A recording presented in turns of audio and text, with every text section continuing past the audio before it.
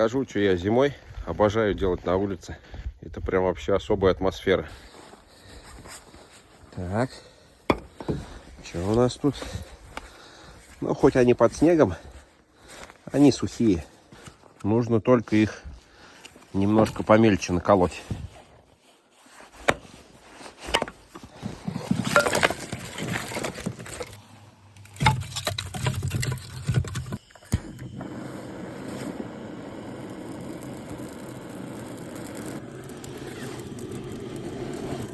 Можно добавить горелочкой.